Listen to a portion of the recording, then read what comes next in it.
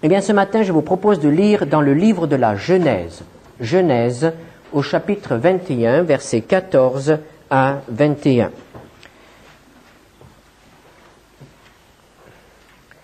C'est à la suite, le livre de la Genèse se trouve tout à fait au début de la Bible, tout à fait les premières pages.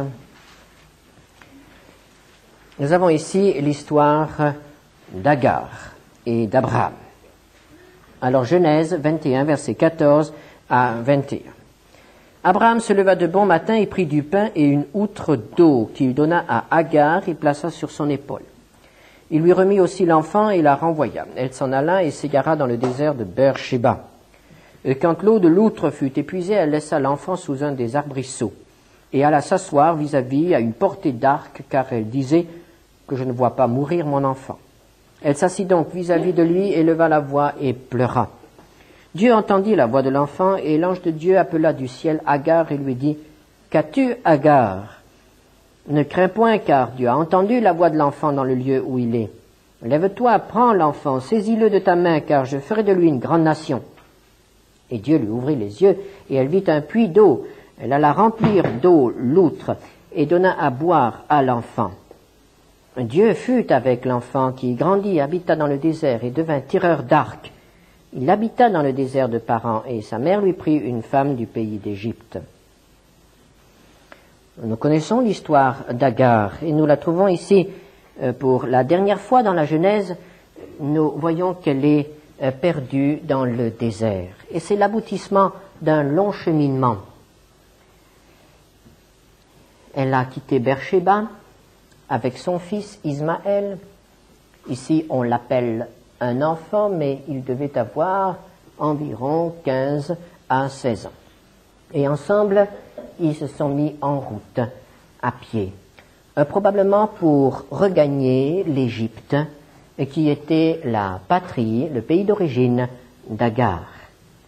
Et sur cette longue route du désert, Agar s'est égarée, s'est perdue. Et elle a erré dans le désert. Et il n'y a rien de plus terrible que d'être perdu, mais quand on est perdu dans le désert, alors bien rapidement, il n'y a plus d'espoir.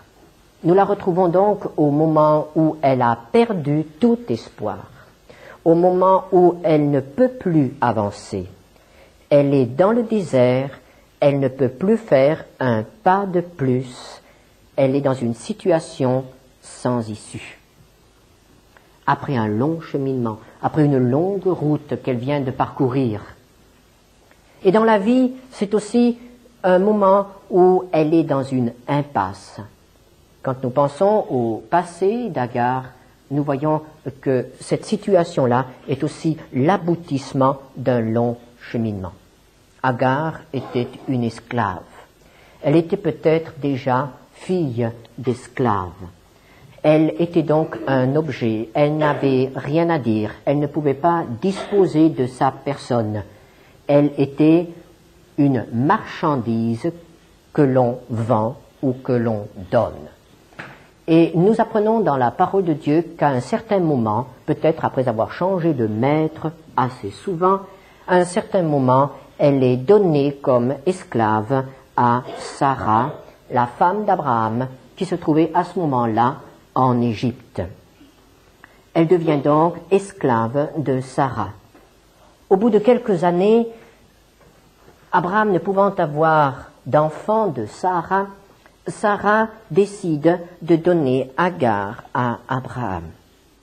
La voici de nouveau donnée, elle est donnée. Et elle appartient donc à Abraham pendant un certain temps. Et puis, elle est enceinte, elle attend un enfant. Et à ce moment-là, les relations avec Sarah, la femme légitime d'Abraham, deviennent de plus en plus tendues. Elle en est en partie responsable. Mais Sarah a aussi des responsabilités. Et finalement, elle décide de s'enfuir, mais Dieu l'arrête et lui dit « Retourne auprès de ta maîtresse et soumets-toi et obéis. L'enfant que tu auras sera aussi sous mon regard, je le bénirai, j'en ferai un peuple. » Et elle est retournée. Et elle est restée auprès de sa maîtresse environ 15 ans après cette crise dans sa vie. Et puis, le jour où on a célébré le sevrage d'Isaac, Ismaël, qui était un adolescent, qui était donc un jeune homme de 15 ans, de 16 ans probablement, et Ismaël a trouvé cela un peu ridicule. Et il s'est moqué. Il s'est moqué de Sarah, il s'est moqué d'Isaac, et Sarah n'a pas pu supporter cela. Elle a exigé le renvoi d'Agar et d'Ismaël. Et Dieu a confirmé ce renvoi. Et voici donc que, en quelque sorte, Agar se trouve dans le désert, pratiquement indépendamment de sa volonté. Elle a toujours été un objet. On a fait d'elle ce qu'on a voulu. Et c'est un peu de la faute des autres qu'elle est là maintenant, sur le point de mourir de soif, perdue dans le désert. Et elle pourrait même encore accuser Dieu, puisque Dieu a confirmé ce renvoi. Elle était renvoyée avec du pain et une outre d'eau. Qu'est-ce qu'un morceau de pain et une outre d'eau pour traverser le désert? Et elle a bu dans cette outre. Son fils a bu, et comme l'eau diminuait de plus en plus, elle s'est abstenue de boire, comme toute maman donnant la priorité à son enfant. Mais on sait bien qu'un jeune homme, lorsqu'il est dans le désert, et même quand il n'est pas dans le désert, a beaucoup soif, et l'outre a été rapidement vidée. Il n'y avait plus d'eau, ils n'ont pas trouvé de source, ils n'ont pas trouvé de puits, et au verset 15, nous voyons l'eau de l'outre étant épuisée, elle laissa l'enfant sous un arbrisseau. Elle est à bout de ressources. Son outre est vide et elle ne sait comment la renouveler, comment la remplir. Et elle est arrivée face à la mort. Elle sait que son enfant va mourir. Elle sait qu'elle va mourir, elle aussi. Et elle ne veut pas voir cette mort. Elle s'écrit au verset 16 que je ne vois pas mourir mon enfant. Elle ne veut pas voir ce spectacle horrible d'un jeune qui meurt de soif, qui lutte pour la survie dans le désert. Quelle situation dramatique dans la vie de cette femme et de cet enfant. Et c'est dans cette situation que Dieu va intervenir. Au verset 17, nous lisons « Dieu entendit la voix de l'enfant ». Cela peut paraître étrange qu'il n'ait pas écrit que Dieu a entendu la voix d'Agar. Agar a certainement crié à Dieu. Agar a certainement prié. Mais il n'est pas dit que Dieu répond à la prière d'Agar, au cri d'Agar. Il est dit, Dieu entendit la voix de l'enfant. Il ne mentionne pas la voix d'Agar, il ne mentionne pas ses cris, ses prières, mais il mentionne la voix de l'enfant. Et qu'est-ce que cela signifie? Mais cela signifie qu'à un certain moment, Ismaël a aussi crié. À un certain moment, Ismaël a aussi prié. Et c'est peut-être la première fois de sa vie qu'il a crié à Dieu. Jusqu'à présent, il avait peut-être entendu parler de Dieu, mais il n'avait pas éprouvé le besoin de s'adresser à Dieu, d'appeler Dieu à son secours. Et il a fallu ce moment où toute son eau était épuisée, ce moment où il comprend enfin qu'il va mourir. Et dans cette heure, face à la mort, il crie à Dieu. C'était un moment de crise dans la vie d'Ismaël. Face à la mort, il se souvient de Dieu. Et parfois Dieu permet ces circonstances dans la vie d'un homme ou d'un jeune. C'est souvent dans les difficultés, lorsque tout s'écroule, lorsqu'il n'y a plus d'issue, lorsqu'on a peur, lorsqu'on est en danger. À ce moment-là, on crie à Dieu. les témoignages que nous avons entendus au camp confirment ces choses. C'est souvent lorsqu'il y a une difficulté majeure au cours d'une randonnée ou au cours d'un jeu, lorsqu'il y a un danger, à ce moment-là, les jeunes crient à Dieu.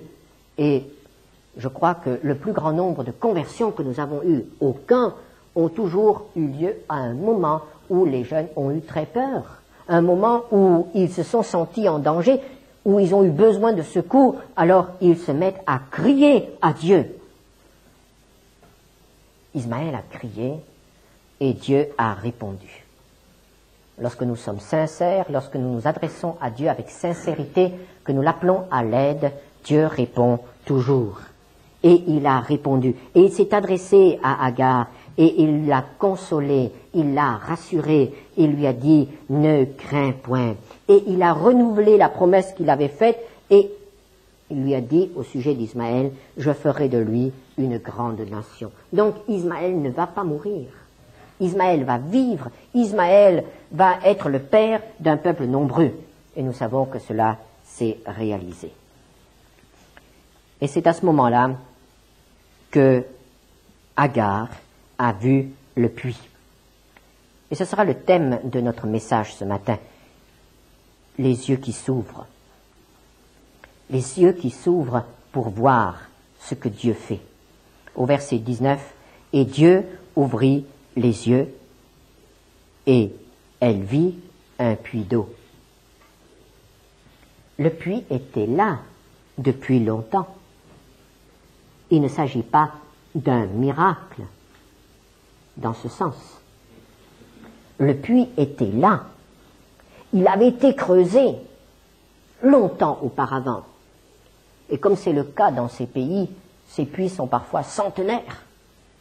De génération en génération, on vient puiser dans le même puits. Il était là peut-être depuis des siècles. Et il y avait de l'eau depuis des siècles dans ce puits. Et Agar était à quelques mètres de ce puits. Et elle ne l'avait pas vu. Il était là, mais elle ne l'avait pas vu. Dieu avait pourvu à ses besoins. Et pendant qu'elle criait, pendant qu'elle désespérait, il y avait à quelques mètres d'elle tout ce qu'il fallait pour la sauver. Et elle ne l'avait pas vu. Et le miracle, c'est que Dieu lui a ouvert les yeux assez tôt pour qu'elle puisse vivre. Dieu lui a ouvert les yeux et elle a vu le puits et elle a pu aller puiser. Et sa petite outre a été remplie et elle aurait pu en remplir encore plusieurs autres. Il y avait suffisamment d'eau là, mais elle ne l'avait pas vue. Elle était enfin sauvée. Parce que ses yeux étaient ouverts, Dieu lui avait ouvert les yeux sur les provisions qu'il fait pour ses enfants, pour ce qu'il prépare longtemps à l'avance pour ses enfants, et ceux qui se confient en lui. Prenons un autre exemple de personnes dont les yeux se sont ouverts au bon moment. Cet autre exemple, nous le trouvons dans le 2e livre des Rois. 2e livre des Rois, au chapitre 6. Ce sont des choses qui se sont passées à l'époque où Élisée était prophète en Israël. Et nous trouvons là, à partir du verset 14 jusqu'au verset 17, une autre expérience du prophète. Le roi de Syrie envoya des chevaux, des chars et une forte troupe qui arrivèrent de nuit et qui enveloppèrent la ville. Le serviteur de l'homme de Dieu se leva de bon matin et sortit, et voici une troupe entourait la ville avec des chevaux et des chars, et le serviteur dit à l'homme de Dieu, « Ah, mon Seigneur, comment ferons-nous » Il leur répondit, « Ne crains point, car ceux qui sont avec nous sont en plus grand nombre que ceux qui sont avec eux. » Élisée pria et dit, « Éternel, ouvre ses yeux pour qu'il voie. » Et l'Éternel ouvrit les yeux du serviteur qui vit la montagne pleine de chevaux et de chars, de feu autour d'Élisée. Nous sommes là dans une situation de guerre. Il y a un conflit entre Israël et son voisin, le pays de Syrie, le roi de Syrie. Et le roi de Syrie est plus fort que le roi d'Israël. Et toujours à nouveau, la Syrie arrive à faire des incursions dans le pays. Et il y avait des conflits constants entre les deux pays. Mais cela correspondait aussi à un conflit spirituel, car chaque fois que le peuple de Dieu est en danger, cela nous fait comprendre qu'il y a des conflits spirituels, des conflits dans les lieux célestes. Chaque fois que les hommes attaquent Israël, nous savons que c'est Satan qui veut détruire Israël et qui veut ainsi annuler les promesses de Dieu. Mais il y avait en Israël un prophète, le prophète Élisée. Et cet homme était à disposition de Dieu. Et cet homme a été utile à son peuple, beaucoup plus utile qu'une armée bien équipée. Élisée priait. Élisée demandait à Dieu de venir en aide à son peuple. Et chaque fois que l'état-major de l'armée ennemie prenait une décision, chaque fois qu'il était décidé d'attaquer un certain endroit, d'essayer de forcer les frontières à un certain endroit, chaque fois Élisée était averti par Dieu de l'endroit qui avait été choisi par l'ennemi. Et il pouvait prévenir son roi. Et le roi d'Israël mettait une troupe. Et les Syriens ne pouvaient pas surprendre le peuple de Dieu. Et ainsi nous pouvons dire que les services de renseignement israéliens étaient déjà célèbres à cette époque-là, n'est-ce pas? C'est Dieu qui renseignait son peuple, c'est Dieu qui lui montrait ce qui devait être fait, comment ce peuple pouvait se défendre. Mais nous comprenons qu'il s'agissait là d'une guerre spirituelle. Élisée n'avait pas de renseignements, il n'avait pas d'espions, c'était Dieu qui lui montrait, c'était Dieu qui révélait ces choses. Mais quand nous pensons à ce que représentait ce combat, quelle tension pour le prophète Élisée. Il devait être toujours à l'écoute de Dieu, il devait toujours savoir comment interpréter les révélations que Dieu lui donnait. Élisée était vraiment aussi en guerre. Il était engagé dans ce conflit et il était plus efficace qu'une armée. C'est ce que le roi de Syrie a compris. Et il a dit, tant qu'Élisée sera vivant, nous n'obtiendrons aucun résultat en Israël. Donc, il faut supprimer Élisée. Et ayant appris où se trouvait Élisée, il envoie une armée qui encercle la ville. Alors nous nous posons une question, mais comment se fait-il que Dieu n'ait pas prévenu Élisée? Comment se fait-il que Dieu ait permis une telle situation? Chaque fois que le peuple était en danger, Élisée pouvait prévoir l'attaque. Et maintenant qu'il est lui-même personnellement en danger, il n'a pas prévu l'attaque, Dieu ne le lui a pas dit. Il a été surpris. Quand il se lève le matin, son serviteur lui apprend que la ville est encerclée. Et le roi de Syrie y a vraiment mis le paquet, si on peut dire. Il est vraiment venu en force. Il y a des chars, il y a des cavaliers, il y a toute une armée pour capturer un seul homme. Nous voyons l'importance qu'il attachait à l'activité du prophète. Le prophète devait être supprimé. Et là, nous avons de nouveau une révélation de la tactique de Satan. Lorsqu'un homme de Dieu est efficace, lorsqu'un homme de Dieu est utile dans l'œuvre du Seigneur, les coups de l'ennemi se concentrent sur lui. Il faut l'abattre, il faut le supprimer, et ainsi démunir le peuple de Dieu de ceux qui veillent sur lui, de ceux qui le conduisent, de ceux qui travaillent avec Dieu. C'est pourquoi priez pour tous ceux qui ont des responsabilités, de grandes responsabilités dans l'œuvre de Dieu. Priez pour eux d'une manière particulière afin qu'ils ne tombent pas sous les coups de l'adversaire qui sait employer toutes sortes de méthodes, toutes sortes de moyens pour les abattre, pour les détruire. Lorsque le serviteur est sorti de la ville, il a été atterré. Ah, mon Seigneur, comment ferons-nous? Comment ferons-nous pour sortir de ce piège? Comment affronter à nous seuls une telle armée? Ils sont si nombreux contre nous. Ils ont la majorité. Nous ne sommes que deux. et ils sont une armée. Nous faisons parfois aussi ces expériences dans la marche avec le Seigneur. Nous lui appartenons, mais autour de nous, il y a tous ceux qui appartiennent à Satan. Il y a tous ceux qui sont contre Dieu. Et nous ressentons leurs coups, et nous voyons les effets de leurs coups. Ils sont nombreux, et il semble qu'il n'y ait plus d'issue pour nous. Parfois nous sommes comme encerclés, il n'y a plus de secours, nous sommes désespérés.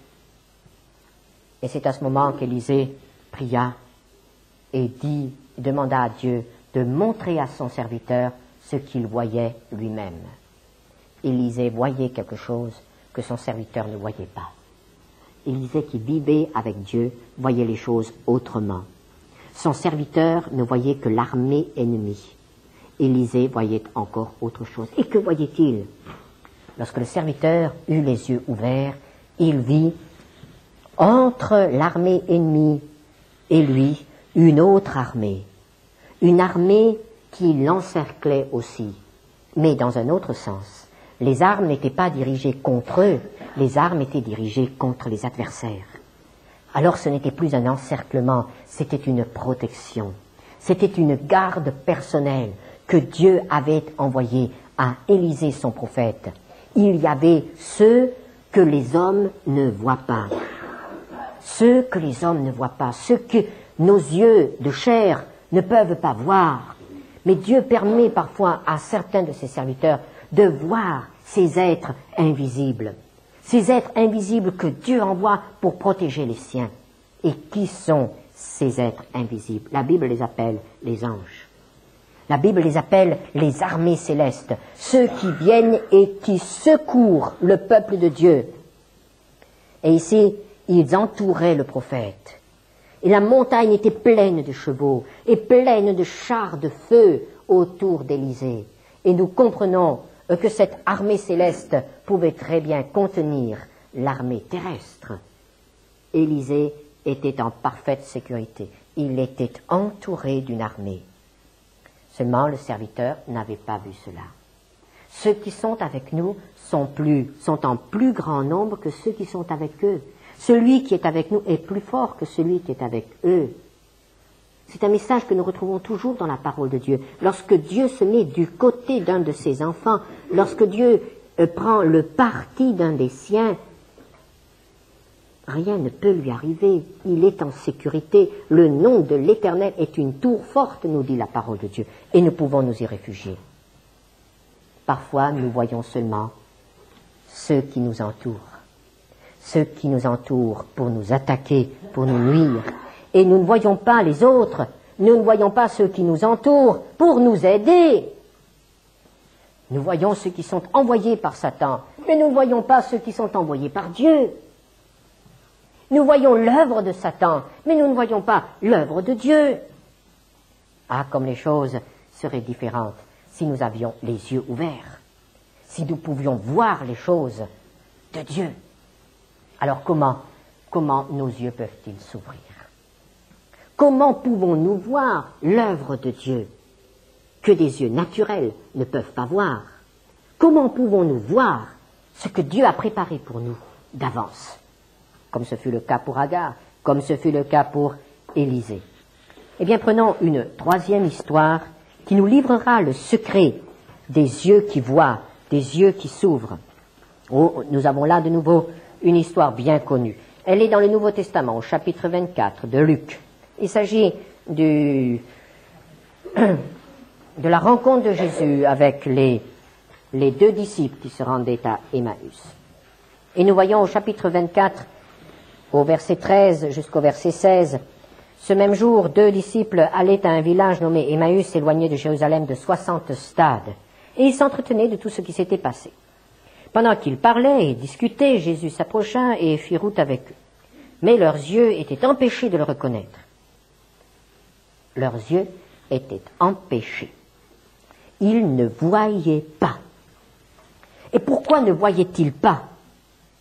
Quelles sont les raisons de cette cécité spirituelle? Nous les connaissons. La première raison, c'est qu'ils n'avaient pas compris ce que Jésus leur avait dit quand il parlait de sa résurrection. Jésus leur a souvent parlé de sa mort, et de sa résurrection. Ils ne l'ont pas compris. Nous sommes aveugles spirituellement quand nous ne comprenons pas les paroles de Jésus, quand nous ne comprenons pas la parole de Dieu. Et qu'est-ce qui les empêchait de comprendre la parole de Dieu? Je dirais que ce qui les avait empêchés, c'était l'enseignement religieux qu'ils avaient reçu. Ils connaissaient la Bible. Ils lisaient la Bible. Mais on leur avait donné un certain enseignement au sujet du Messie. On leur avait dit que le Messie allait venir et chasser les Romains et rendre l'indépendance à Israël. Et tout ce que Jésus leur disait concernant le Messie, concernant sa mort et sa résurrection, tout cela était effacé par le souvenir qu'ils avaient de l'enseignement reçu dans leur enfance ou dans leur jeunesse. Ils avaient des clichés d'interprétation, c'était quelque chose qui était acquis. C'était une tradition qui annulait la parole de Dieu qu'ils entendaient de la bouche de Jésus. Et quand ils entendaient ces choses, ils les interprétaient à la manière de ce qui leur avait été enseigné dans leur enfance. Et ils ne pouvaient pas comprendre la parole de Dieu dans son sens véritable. Et c'est un des grands dangers que nous pouvons aussi courir, nous, les chrétiens, aujourd'hui. Le grand danger de vouloir lire la Bible en gardant toujours des clichés d'interprétation et en ne se donnant pas la peine de vérifier si ce que nous avons appris autrefois ou si ce que nous avons cru comprendre correspond réellement à la parole de Dieu. Nous avons à vérifier constamment avec la parole de Dieu si notre interprétation, si notre doctrine est véritable, si nous sommes dans le droit chemin. Alors, quand nous ne comprenons pas la parole de Dieu, nous ne comprenons pas non plus l'action de Dieu, l'œuvre de Dieu. N'ayant pas compris ce que Jésus disait, ils n'ont pas compris ce qui est arrivé à Jésus. Croyant que Jésus allait chasser les Romains, ils ont tout à coup vu que Jésus était arrêté par les Romains, jugé par les Romains, condamné par les Romains, crucifié par les Romains, tué par les Romains. C'était absolument opposé à ce qu'ils attendaient. Ils n'ont pas compris la parole de Jésus, ils n'ont pas compris les événements après. Ils n'ont pas compris la manière dont Dieu conduit les choses. Il en est de même dans notre vie. Lorsque nous comprenons mal la parole de Dieu, nous attendons certaines choses. Nous pensons que certaines choses ne sont pas possibles ou que d'autres sont possibles. Et voici qu'il se passe juste le contraire. Juste le contraire. Et alors nous sommes déroutés. Nous ne comprenons plus Dieu. Nous ne comprenons plus pourquoi Dieu permet telle ou telle chose. Pourquoi Dieu n'intervient pas dans telle ou telle situation. Nous ne comprenons pas les événements parce que nous n'avons pas compris la parole de Dieu. Et quel est le résultat pratique dans notre vie? Ce qui se passait chez ces deux hommes. Ils étaient tristes. Et cette tristesse était quelque chose de très dangereux, parce que cette tristesse allait bientôt se transformer en révolte contre Dieu. Elle allait bientôt se transformer en doute, et ces deux hommes qui s'éloignaient de Jérusalem étaient aussi en train de s'éloigner de Dieu. Était-ce la faute de Dieu? Non. Ces hommes-là n'avaient pas compris la parole de Dieu, ils n'avaient pas compris l'œuvre de Dieu. Ils étaient déroutés, affligés, en révolte contre Dieu. Et ils avaient peur. Et nous sommes souvent dans une situation semblable. Alors comment les yeux de ces hommes peuvent-ils s'ouvrir? Voyons un peu comment Jésus procède pour ouvrir les yeux de ces hommes. Alors au verset 55 et au verset 25 et 27, nous avons la réponse. Alors Jésus leur dit, ô hommes sans intelligence et dont le cœur est lent à croire tout ce qu'ont dit les prophètes, ne fallait-il pas que le Christ souffrit ces choses et qu'il entrât dans sa gloire? Que remarquons-nous? nous remarquons que Jésus reprend l'enseignement exactement au point qui n'a pas été compris. Jésus opère d'abord une rectification doctrinale. Jésus donne à nouveau la parole de Dieu, l'enseigne et l'explique. Et c'est au contact avec la parole de Dieu que les choses peuvent se transformer. Le psalmiste dit, dans le psaume 119 au verset 130, « La révélation de tes paroles est claire, elle donne de l'intelligence aux simples. » Quand nous avons un problème, ne courons pas à gauche et à droite, mais penchons-nous sur la parole de Dieu. Soyons honnêtes, soyons sincères, soyons ouverts pour permettre à Dieu de nous enseigner par sa parole. C'est au contact de la parole de Dieu que les yeux peuvent s'ouvrir. Et le deuxième point qui permet à Dieu d'ouvrir nos yeux. Au moment où Jésus a voulu les quitter, ils ont dit à Jésus, « Reste avec nous. » Ça, c'était le deuxième point. Le besoin de rester avec Jésus. Le désir de sa présence. Ils ne l'avaient pas reconnu, mais ils éprouvaient le besoin de rester avec lui. Et je crois que ça, c'est un grand secret dans la vie chrétienne. Il peut nous arriver bien des choses. Nous pouvons être criblés, nous pouvons être écrasés, nous pouvons être éprouvés, mais il faut qu'au fond de notre cœur reste ce désir de rester attaché à Jésus. Que rien ne nous sépare de Jésus. Si notre amour pour Jésus est assez fort pour que rien ne nous sépare de lui, à ce moment-là, Dieu peut faire quelque chose pour nous. Si la moindre contrariété, si la moindre difficulté peut nous séparer de Jésus, nos yeux resteront fermés pour l'œuvre de Dieu. L'amour de Jésus, rester présent devant lui. Balaam, ce prophète païen qui a fait du mal au peuple de Dieu dans le désert, Balaam avait compris quelque chose sur ce qu'est un vrai prophète. C'est un homme qui s'est égaré, mais ce qu'il a dit concernant le prophète est une vérité que nous devons prendre à cœur. Balaam a dit dans Nombre 24, verset 4, en se décrivant lui-même, « Celui qui se prosterne et dont les yeux s'ouvrent. » C'est quand on est à genoux devant le Seigneur, quand on est en présence du Seigneur, que nos yeux s'ouvrent, que nous pouvons voir. Il n'y a rien de pire qu'un chrétien qui ne voit rien. Un chrétien qui ne voit pas l'œuvre de Dieu, qui ne voit pas l'intervention de Dieu, qui ne voit pas la présence de Dieu. Un chrétien qui ne voit pas le puits qui est à côté de lui. Un chrétien qui ne voit pas l'armée céleste qui l'entoure. Un chrétien qui ne voit pas Jésus. Nous voulons être des chrétiens dont les yeux sont ouverts. Alors, un retour à la parole de Dieu, un retour à la communion avec Dieu, celui qui se prosterne et dont les yeux s'ouvrent. C'est cela le secret. Amen. Seigneur notre Dieu, nous te remercions parce que tu veux nous ouvrir les yeux. Tu veux que nous puissions voir, que nous puissions comprendre, que nous puissions nous réjouir, et que toutes ces choses qui nous oppressent puissent être vues dans la bonne lumière. Il y a tant de choses qui peuvent peser sur notre cœur, tant de choses qui peuvent nous tourmenter. Oh, détourne nos yeux de ces choses et tourne-les vers toi. Veuille nous garder tous, donner à chacun d'entre nous un été béni. Veuille bénir tous les jeunes qui étaient au camp, les garder dans leur famille, qu'ils n'oublient pas ta parole et qu'ils la lisent encore. Nous t'en supplions, au nom de Jésus. Amen.